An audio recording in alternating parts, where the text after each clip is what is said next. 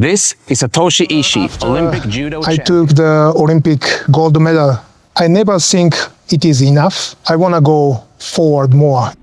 The Japanese are usually disciplined and hard worker and humble. You know, humble and humility also means like you want to be more better, you know. And we work like quantity first, not quality. I never think it is enough. You know, I want to go more. I want to take more because always I looking for what I learn today, what I progress, what I improve if I compare yesterday, today, you know, and maybe tomorrow, what I can learn. You know, I put pressure on myself and depress or I don't have motivation, so on. But a lot of people said motivation is temporary, you know. So like discipline is most important. Consistency. Yeah, consistency. Yeah. We have system, training system. If I decide, then I have to follow the training system, follow what coach says. Even you are tired, even you don't have any motivation, go to the gym and all in one. We have to believe that we're divine and that we learn from our experience, because confidence breeds success and success breeds confidence. They go hand in hand. You have to know who you are first. You know who you are. I know who I am.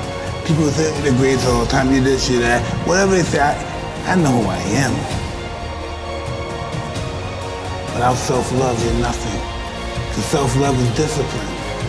And discipline is doing what you hate to do, but do it like you love it. I never wanted to be obscure. I was born in obscurity and I never wanted to deal with that again. I'm invincible, I'm a savage, I'm ferocious. I'm the smartest savage. I knew I wasn't going to die before I became champ. When this is over, everybody's going to know my name.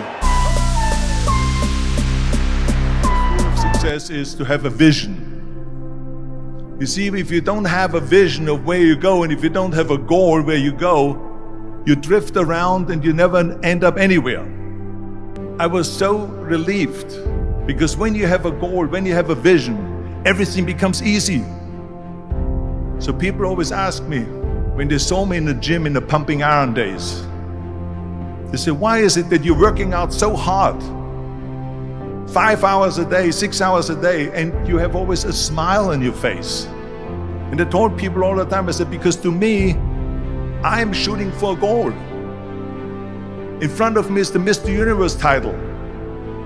So every rep that I do gets me closer to accomplishing that goal, to make this goal, this vision turn into reality.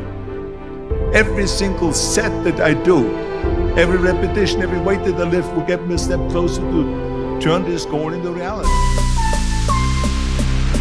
We all work and we all have a great excuse in saying we work so hard so we have no time to train.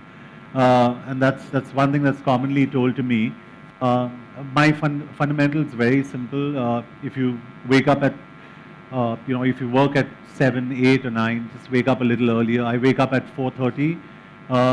I train very intense for about 45 minutes. I burn about 1,500 calories during my workout. It's really, really intense. And then I start my day fresh.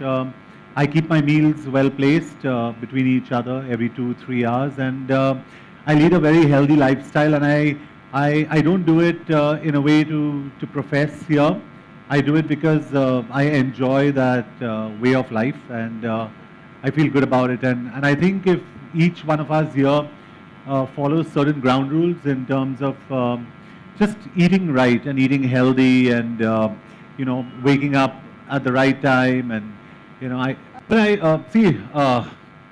if you really like somebody and you really want to go out with somebody and you do it against all odds, right? You just go out there, you kind of make excuses and you do it. I love my workouts. So I have an affair with workouts and I have an affair with my gym and I make any excuse to get in there. And I think that's the most wonderful feeling. And I also probably, at the risk of saying so, in today's atmosphere and today's ecosystem in this country, I'm probably tending to being an atheist. So my only religion is my gym, my only temple is my body, and I work out. In fact, I always say this, someone asked me for a photograph once when I was working out. And I said, just give me 1 minute, let me finish my training. And he said, sir, one. He didn't understand.